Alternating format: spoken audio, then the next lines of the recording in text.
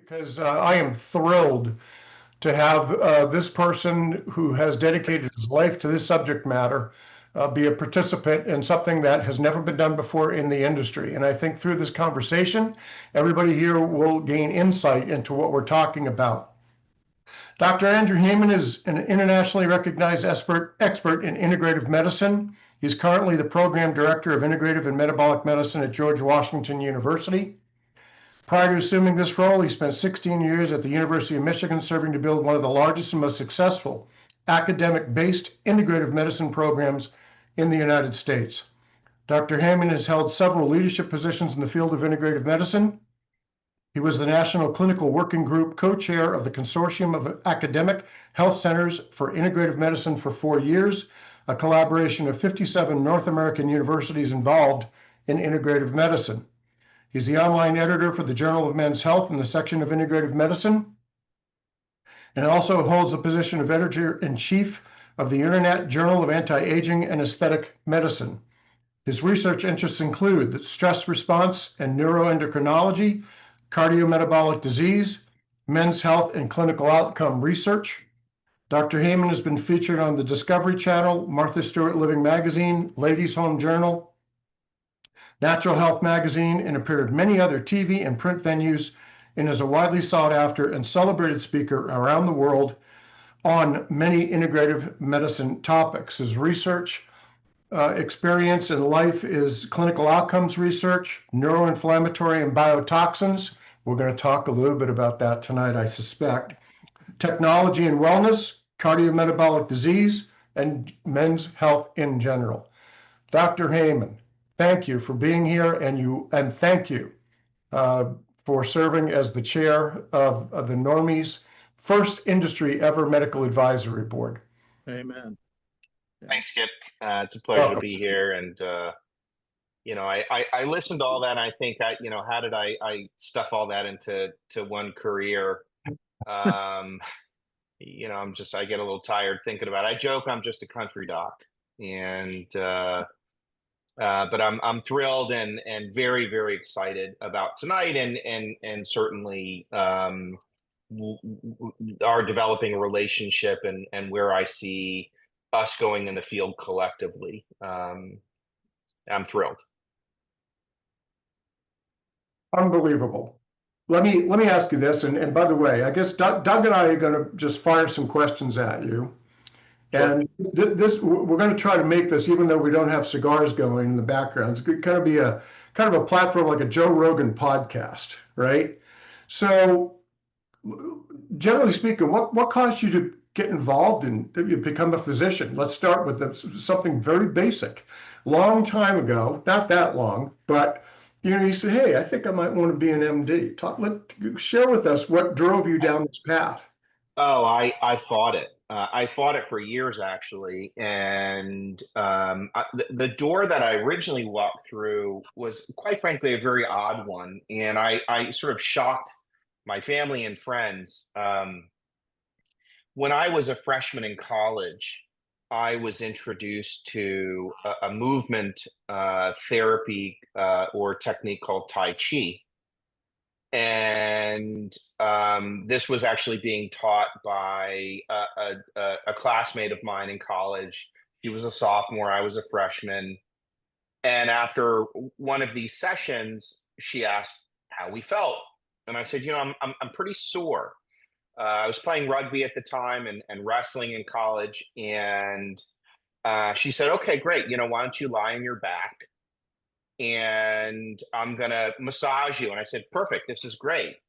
But that's not actually what happened, at least from my perspective. So she started walking on me and stretching me and pushing on different points on my back. And I said, "I don't know what this is, but it's not massage." And I said, "It feels great, but I have no idea what you're doing." Yeah. And I said, "So what is this?" And she said, "This is an ancient Japanese technique, and it's called shiatsu, which is basically acupressure." And she said she had learned it over the years by some family and friends herself. And in that moment, I honestly felt like I was a little bit struck by lightning. It was nothing that I ever expected. And at the time, as a freshman, I never thought I was going into healthcare at all. But I realized that sometimes doors open for us. And when we walk through them, we can never walk back. And that was one of those moments I sort of saw, in a sense, my future, which was healthcare broadly speaking. And there was a part of me that was just sort of fascinated by the kind of exoticness of ancient Chinese healing. And one thing led to another, and I went to the college library, and I started pulling books on Chinese medicine and Japanese shiatsu and so on and so forth. And I emerged several weeks later, and I said, "This is something I really want to learn." Sometimes we find things in ourselves that we didn't know existed, and I felt compelled to pursue it. So I remember calling my parents one weekend, and I said, "I want to learn Chinese medicine." And I had been, I had the privilege, let's say, of being enrolled in a very difficult college, one of the most competitive in the country.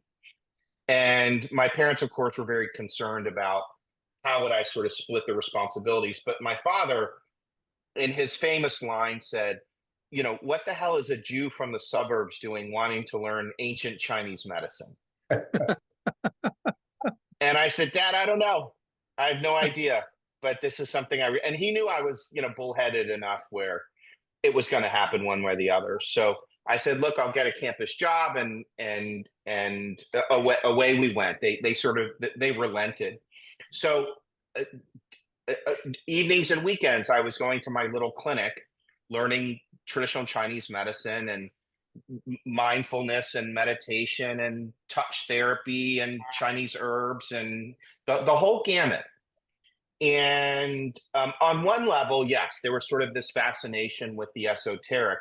But I'll tell you, the one thing that I really got out of it that sort of, I think, has held me steady as an anchor as a practitioner in general was that when you invest yourself in learning uh, traditional healing methods, um, because they come out of typically older traditions where, 3,000 years ago, there was no CT scanner, there was no EKG machine, there was no blood labs.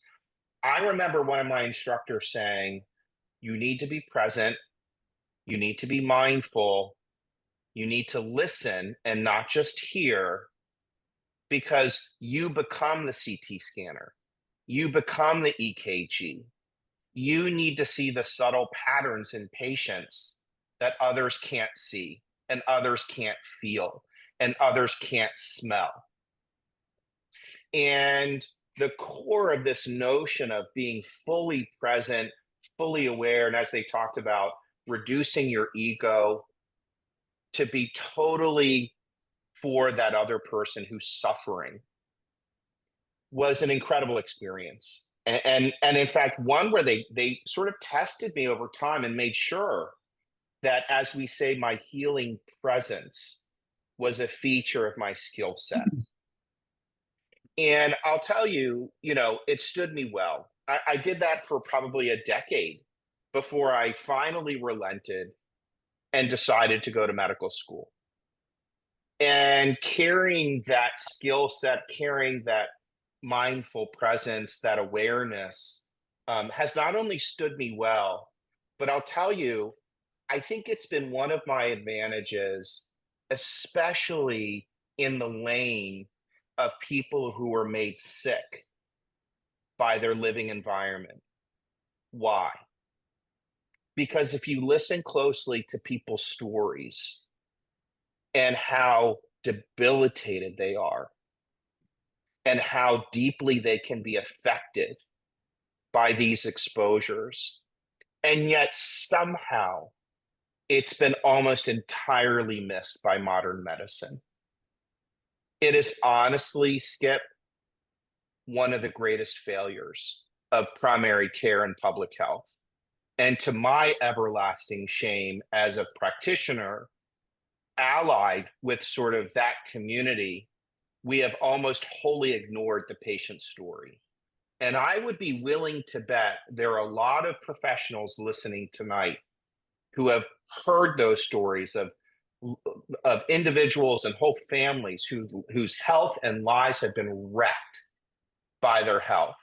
And at some point, we start asking the question, why is nobody listening?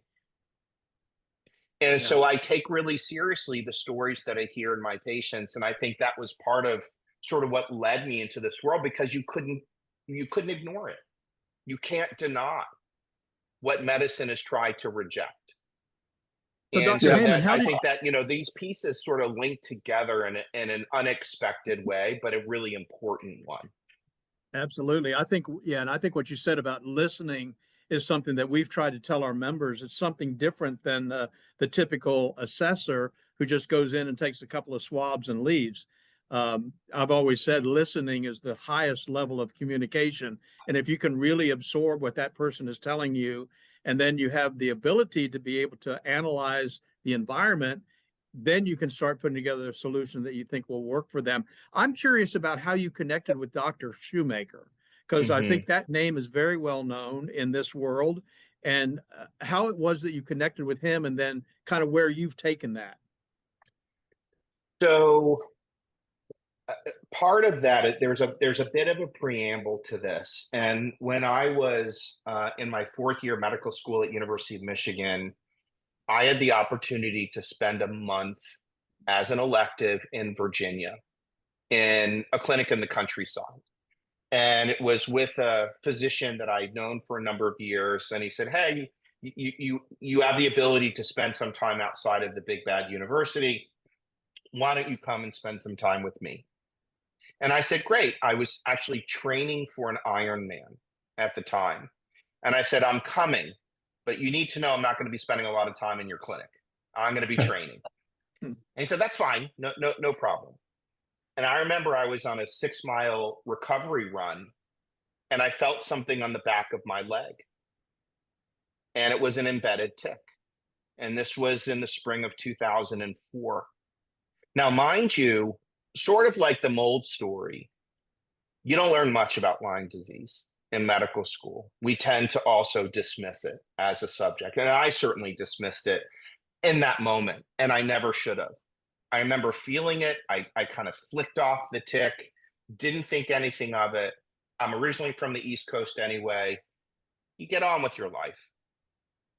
But having been a trained athlete, looking back, it was the beginning of a slow demise of my health.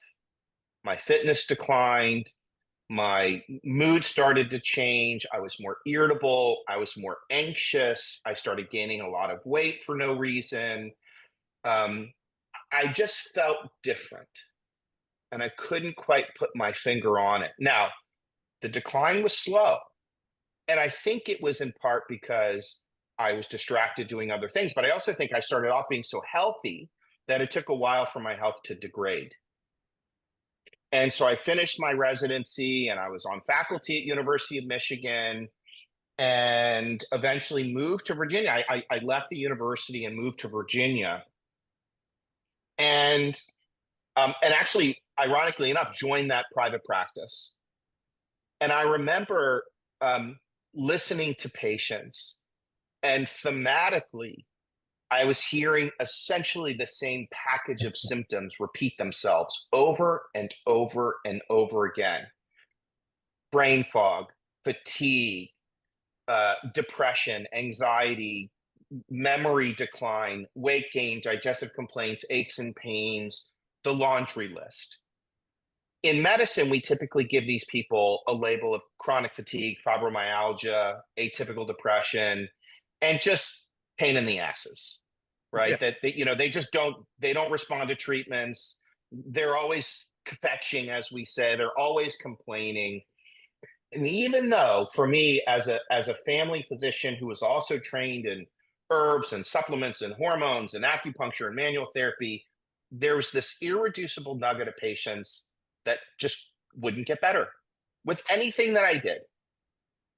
And being in Virginia, people were mostly sort of obsessed with the notion that they all had Lyme disease, whether or not they would test positive for it. But there were enough people who did test positive, and I realized as I did my own self-scan, I kind of feel like they sound. And so I tested myself, and sure enough, I was positive. And I look back, and this was in 2013, and I realized I had been sick with Lyme for almost a decade.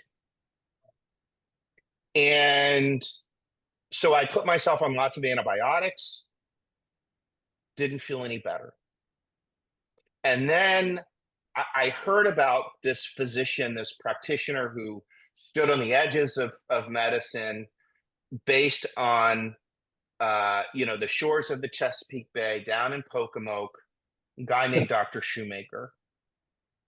And didn't know much about what he was up to, but I knew he was running some interesting labs that I'd never run before. And I ran them in myself. And sure enough, they were through the roof. And I realized I was sick from mold. It's not that I wasn't sick from Lyme, I was dealing with both. And so I called him up and I said, "Hey, you don't know me from Adam, but I'm fascinated with the work that you've done and the research that you've published. It's all very early. These are small studies, but I know you're onto something." And so I invited him to my clinic, and sort of being an educator and an academic at heart, I said, "Come for 2 days and I want you to lecture on what you know." And immediately we became fast friends. And I was fascinated with the model that he was developing. And basically, he was arguing a point that I had not heard before. And that is to say, exposures of certain sorts, like mold and biotoxins, let's call them more broadly, can initiate an inflammatory response in individuals that we don't normally measure. And that was the light bulb. And when I looked at his science, I said, I can help. I can help. So in 2014, he and I started to more formally collaborate. And I was there in the beginning when we started collecting data on brain scans in our patients. I was there in the beginning when we stood up and opened our new genomics research lab. And I was there in the beginning when we really started to ramp up writing the research papers. And I was sort of his, Robin to Batman in a sense. And I feel very privileged that I could help him because I had had years of experience running clinical research at University of Michigan. And I had since, when I moved back to Virginia, I was recruited to George Washington University. And I said, you need some help. You need some academic help. And let me do what I can, do. And we developed a friendship and a collaboration. And something even more than that, sort of we had this shared mission of we were going to change medicine. And here we are a decade later, we've published almost 30 peer-reviewed studies. We just had another one accepted for publication last week. We're writing another paper currently today.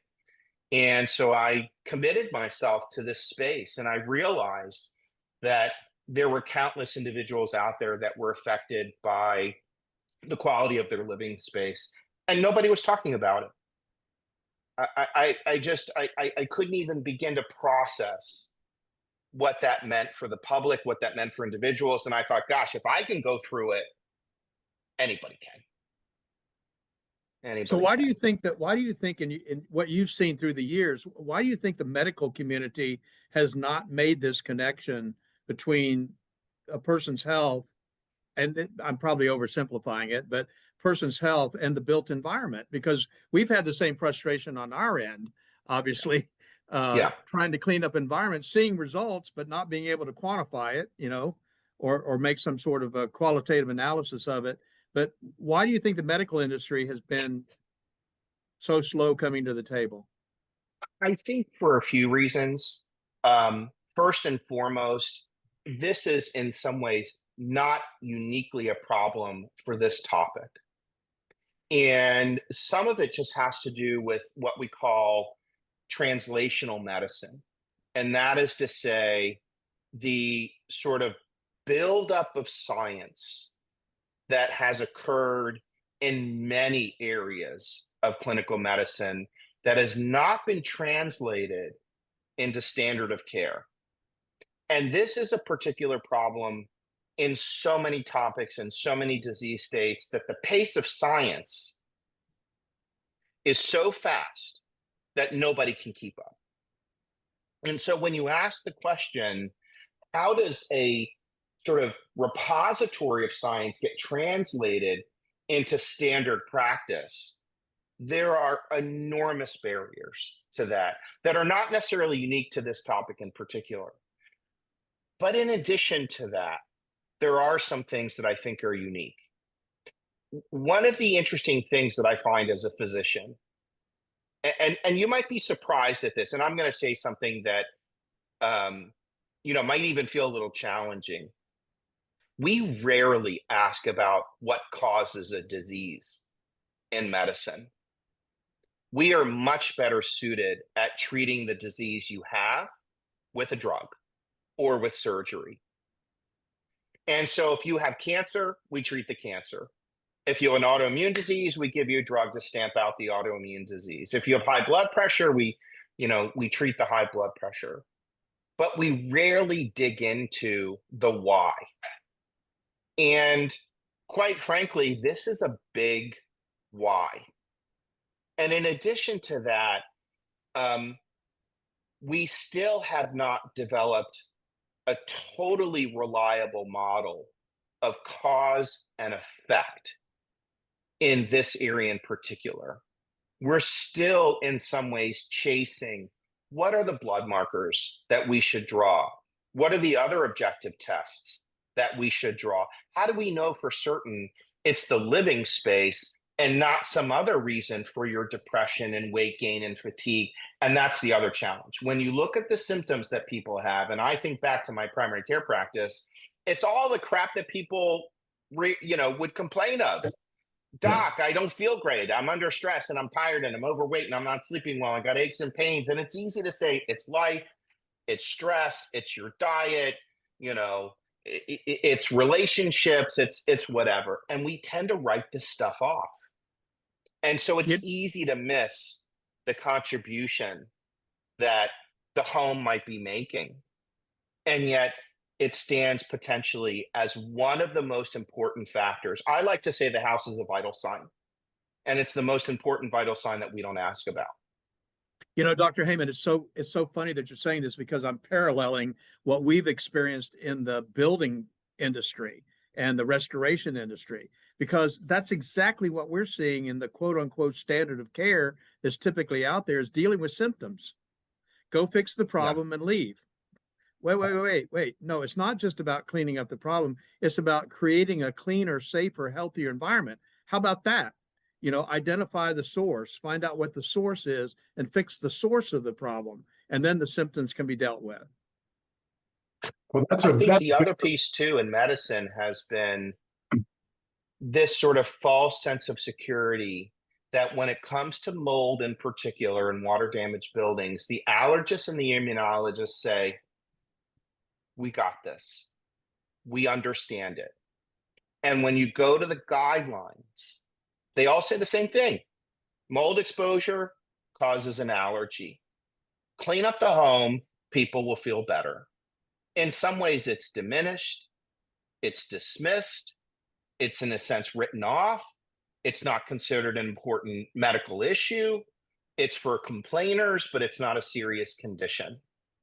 And so I think in some ways, the remediation side has been downplayed because of its what feels in a sense lack of importance. And the same is true on the medical side. Everybody's saying it's not a big deal. All right, fine, you clean up some mold and your sniffles go away.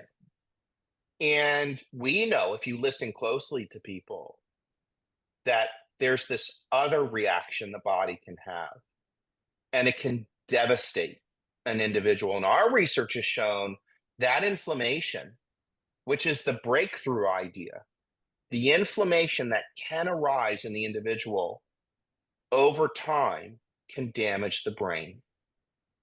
And this profound insight that grandma's Alzheimer's, papa's Parkinson's, mom's MS, this gets serious really quickly. And that's what our research is showing, that there's no get out of jail free on this one. And we have to take it seriously. The way I see it, Normie and its group of remediators and microbial investigators, you guys are the front line in probably one of the most important illnesses that nobody's talking about. You are primary care for the home. And, I think there's a lot of great work to be done, but it was easy to miss. And, I feel like it's our job, it's my mission, to kind of raise awareness and say, wait a minute, stop. We can help a lot of people. And in ways that, medicine is not recognized. Yeah, this is a fascinating part of this. You mentioned earlier that you were told to be present, mindful, or intentional. Listen, be fully present. That's what Normie teaches.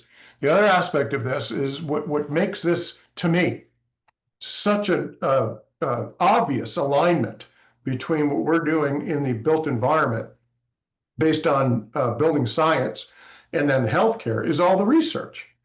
Offline over the last several months, we've been talking about this. Yeah, thousands of global academia, peer-reviewed published articles. This is what happens in a water-damaged building. You all of a sudden, for 2 decades, and personally affected by it, got bit by the snake, so to speak. And science is running at 250 miles an hour. And the medical community is still on a bicycle, right? So it's outpaced the capacity for the industry to gather that information and start doing something relevant with it. Let me kind of take this next part of this podcast as we take a hit off of our Cuban cigar. Let me ask you a couple of questions, right? That I think the audience will really appreciate. One of the things that I think that is a potential game changer is a few weeks ago, the National Institute of Health updated their mold webpage. And I think that there's, to some extent, we have to that's noteworthy, we have to pay attention to it. Bottom line, they're saying now, hey, look, this is real. Can you comment on that? To what extent do you see that as a game changer, as at least a notification that our .gov says, yeah, there's been enough research that shows there's a correlation here? Yeah. I see it as a bellwether moment in the space. And it's sort of putting a stake in the ground to say, it's not dismissing that people can have allergic responses, but finally it's that breakthrough moment that sort of a governing body in medicine, as sort of esteemed as NIH, opens the door to this other, kind of disease process. And it acknowledges what many other areas of medicine already acknowledge, that inflammation that runs out of control is bad for you. And we can say that with ease with just about every other chronic illness, but there's been a resistance in, quote, modern medicine to say the same relative to, exposure to mycotoxins and mold and other microbes in the live space. So for NIH to finally come out and say this, it cannot be overstated, but it's also one of those doors that I feel like once you walk through it and you acknowledge it, we can't walk back. And in some ways, it becomes both a challenge and an opportunity for all the professionals that work in this space to take this subject that much more seriously. And if we sort of acknowledge that there are individuals out there whose brains can be damaged by their home, whose diabetes might be linked to their home, whose heart disease might be linked to their home, whose severe mood disorders might be linked to their home, it now creates, I think, an imperative to say this isn't just about basic remediation and this isn't just about basic care. This is where the stakes are incredibly high. And my hope is, and with the challenge of this, is to say, what are we becoming as a set of professionals? What do I need to know as a microbial investigator, as a remediator, as someone who's on the front lines that I don't know yet about the complexity of the subject, the impact on the individual? How do I talk to them? How do I build trust? When do I refer? And I also think it creates an opportunity to hopefully start collecting data and begin to compile that data in a collaborative fashion between what did we find in the house and what did we do about it, and what did we find in the individuals who live in that house and what did we do about it. You know, Doug and Skip, there's not a single research study that combines both sides of that data equation to look at patient outcomes. Yeah. You either find scientific studies on the home, or you find scientific studies say, yes, these people were exposed and these are their symptoms or issues that they're dealing with. But nobody has said, what did we do with the house? What did we do with the individuals? And did they get better? And that's where I see the big opportunity is for real deep transformation. And I'm fond of saying, and I really do believe it's true, there is an unwritten chapter in the textbook of medicine, and it's waiting for us to sit down together, collect the data, and write the chapter finally. We are at that point where collaboratively, I really do believe we could do that.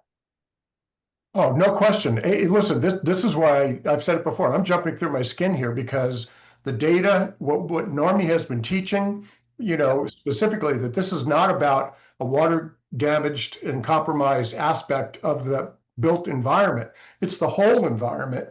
I'm going to hit you with a couple of things here. And then you're absolutely right. That's why Doug, you, myself, and everybody involved in this said, look, we're going to create this National Service Provider Network and get credentials, certified professionals who understand what we're talking about. We're going to take care of that. For those who want to gain the knowledge and have these type of credentials to be able to go and properly diagnose far more comprehensively than they've ever learned, that's not going to be the issue.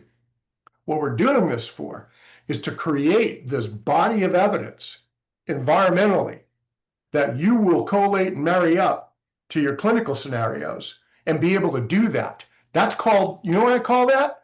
Changing the world. It's changing the world. It's never been done before. And Normie's at the forefront, and you and your expertise and all of those that are close to you and your colleagues. I know you're chomping at the bit for this information, but let's give it a little tease to the people that are participating in this. And by the way, we are going to have you back, and we're going to have you put some kind of a technical, semi-technical presentation together here so we can, you know, some of us may say, Dr. Heyman, can you slow down and go back? And what does that really mean? You'll take care of it for us. Okay. All right. So how many people are at risk or affected by what you're talking about in the United States alone?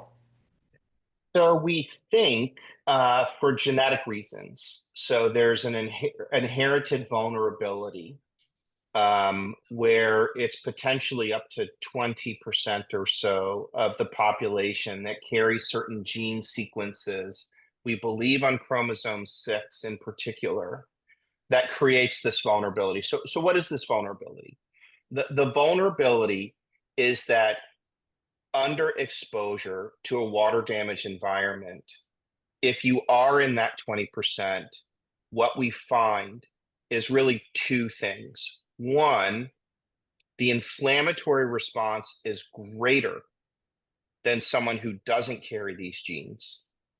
But the other piece, and it's for other reasons too, but the other piece is that once the fire starts in the body, it's very hard to turn off.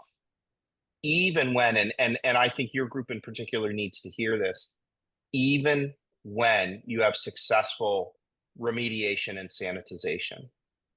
And that's what our research has shown, is that we have to go an extra several steps treatment wise to get people fully and finally better. Now, all that, of course, is predicated on, I think, what your group would call, and I've heard various terms, so forgive me if I don't get it quite right, but essentially medically sound remediation. And that means you're going to the next step, right? I mean, you're making sure that that home is as sanitized and clean and healthy as it can be, because the stakes are so high that you've got someone living there who's been made incredibly sick. And we've had to go to the next step treatment wise to get that group in particular better. So there's a genetic vulnerability. So we think it's about 20%. So it also means you could have two people living in the same house. One's totally unaffected, or they might just have allergies to the Stachybotrys or Cotomium or, whatever it is. But then you have another person who's really on the edge. And the story is even more complicated than this, but we think it's at least 20%. And if you look at the EPA, and you guys probably know the numbers even better than I do, but the EPA estimates at least 85% of all buildings in the US have had some form of water damage. So the exposure levels almost everyone. And if you sort of agree with the 20%, it's millions and millions and millions and millions and millions of people. Now, here's an interesting tidbit. What percent of Lyme patients who are properly treated remain sick and inflamed? That's the key in the hint, even after a course of antibiotic therapy. What percent? It's about 20%. What percent of the population who acquired COVID develop long hauler symptoms? It's up to 20%. So this notion that there's a group of individuals whose bodies are exquisitely attuned to reacting to a biological toxin, a bio threat, and remaining sick even after that threat has been extinguished. The virus is gone, the bacteria has been treated, you clean the house, but for whatever reason, that group can still remain ill. This is an unbelievably complicated subject, but one that's coming into focus. And it's not a small number. It's literally millions and millions and millions and millions and millions of people who might be suffering from this. There are not nearly enough normie trained remediators. Not at all. And Yeah. I mean, you guys are in the thousands and thousands. I mean, I honestly can probably count on one or two hands the number of physicians that I know of that really understand this illness.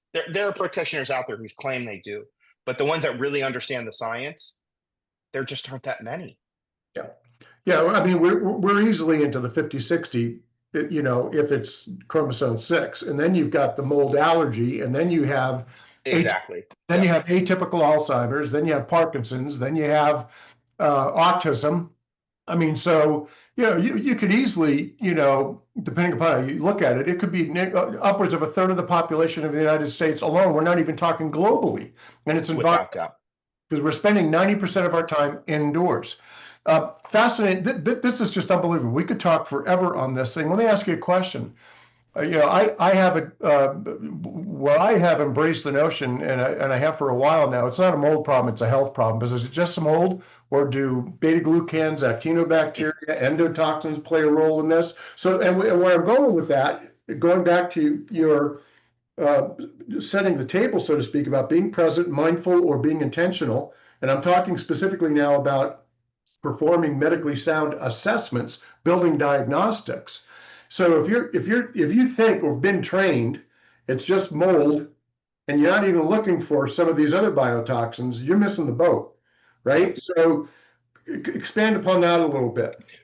Well, it's interesting because I think, on the one hand, especially on the remediation side, there's always been, sort of, some attention and a recognition that microbes beyond mold forms could be present in the home. maybe make people sick. And I think maybe we lent some lip service to that. But where did the rubber hit the road? How did we kind of come to a conclusion as a research group and looking at this particular issue of saying a water damaged building is a toxic stew of microbes and compounds that are released from those microbes that are making people sick? How did we back into that idea? And the next time I come back, I'm going to put everybody to sleep with the details of this. But I will say, in 2015, we opened a research lab, and we recruited a specialist, a research scientist, who allowed us to start asking a very simple question: what genes turn on and off in the setting of these exposures in abnormal patterns? The technical term for this, we're in a field of molecular biology, broadly speaking, called omics, and we are doing a special form of omics called transcriptomics. We're measuring RNA expression. And over time, over the years since 2015, we have isolated the genes that we were seeing express themselves in the setting of a meaningful exposure. And what was interesting, that within that set, we were seeing differential patterns. And over time, we realized that there were patterns that seemed to align themselves with a mold exposure. But because there were other patterns present, we began asking the question, what are these other groups reacting to? And we realized that there were other common exposures also present in the lived space. Bacteria, primarily called actinomycetes. In addition to that, endotoxins, which are lipopolysaccharides. These are generated typically in the digestive tract of mammals. So if you have a cat that's going in and out of a litter box, or I had a patient the other day, she was on a farm in Indiana, and she was surrounded literally by 2.5 million chickens. And sure enough, her genomic pattern showed expression to endotoxins. And when we tested her home, her endotoxin levels were through the roof. Yeah. In addition to that, we are now able to subtype some of the reactions. So for example, beta-glucans. These are structures that impregnate the cell wall of fungal elements. But here's the interesting thing. We believe that it's actually the bacteria, the actinomycetes, that produce beta-glucanases, enzymes that liberate the beta-glucan from the cell wall of the fungal element. Now, why is that important? Because beta-glucans have been shown to be maybe the most potent stimulator of macrophages and the innate immune system more generally of any compound ever tested. That the inflammatory response that people suffer when they come into contact with beta-glucans and molds might be some of the most profound that we ever see. And so we're building a list of what we think might be present and how do we measure it. Interestingly, and I know your group has really looked at this issue, and rightly so, when there are different types of compounds and microbes present, living or dead, does that change the remediation strategy? And the answer is absolutely. Do you deal with mold the same way you deal with actinos? No, you don't. Do you deal with endotoxins the same way you deal with beta-glucans? No, we don't. And so that complexifies the remediation and standardization side of the story, and it raises the bar of what's the professional's knowledge base, how many tools and tricks do they have in their toolkit of how they deal with the house, what are they testing for, and how do they get it clean? And we all have to work together. So I work with certain remediators who ask me, what is the genomics of the family members? What are they reacting to? What are we finding in the home? How do we develop comprehensive plans for the house and for the people to get them better? It's an amazing collaborative process. But let me tell you, we've left your grandma's allergy stuff behind many years ago. Yeah. So Dr. Heyman, I want to thank you for being here tonight. We're just about out of time for tonight, but next week you're going to be bringing us a presentation, And hopefully we'll have some time also to answer some questions. If you were looking at, which you will be, because we're going to be sending this out to folks that we want to invite for the next week. If you were looking at assessors and remediators, home inspectors, guys that were doing assessments, what would you say to them in an elevator speech that would say, you really need to be here at what we're going to be discussing next week? I would say, and I obviously I'm biased, I would say for people who have a water damaged issue in their home, you might end up being the most important person in their life because you might be one of the only individuals that will fully appreciate the impact of the home on everybody's health. And and this is not an overstatement. I hear it all the time. Dr. Heyman, you saved my life. And therefore, the front line of this illness are not practitioners. It's the remediators and the inspectors. They're the ones who are best prepared to start raising the issue, talking to their clients in maybe a bit more medical ways, increasing awareness on the subject, supporting those clients and validating that what they're feeling and going through health-wise is real, and then hopefully developing the tools for appropriate referral and making sure people get connected to the right therapeutic resources. I cannot overstate how important this role is. And I would hope everybody in Normie takes it as seriously as I think they should. And I would encourage as many people as possible to show up next week. We're going to go to another level. I'll have some slides. I'll show more of the direct science. And I think people are going to be surprised and impressed by what's already known. Yeah. Well, thank you so much for being here. And I know that's true as well. And I'll tell you what, we couldn't be in a more exciting time. I think the reality of our ability after, at least we've been around since 2004, trying to get connected to the healthcare industry, this is really the answer. It really is the answer. I think our program that we've put together to standardize the testing process, to standardize the data that we're going to be collecting so that you can have what you need to be able to do the research you need to do and be able to publish, I think it's going to absolutely change everything in this industry. And I just want to thank you so much for your involvement, what you're doing for us, what you're doing for your patients, what you're doing for the healthcare industry. And I look forward to us really building an army. That's what we need. We need an army of guys out there, as you said, first responders, to reach to those people that the doctors, maybe they haven't even seen a doctor yet, but we're going to be able to identify problems and connect them with resources. And we're going to talk about that next week too, because I'm so excited about your website to be able to contact or connect them to some resources that they're going to need. So thank you again. And we'll look forward to seeing you next week. Thank you very, very, very much. Such a pleasure to just sit back and listen. And I can't wait for you to try to put me to sleep next Tuesday. All right, guys. Thank you so much for being here tonight. And we'll see you next Tuesday night. Look forward to your emails and also your text because you'll be notified. Thanks, guys. Have a good evening. Thanks.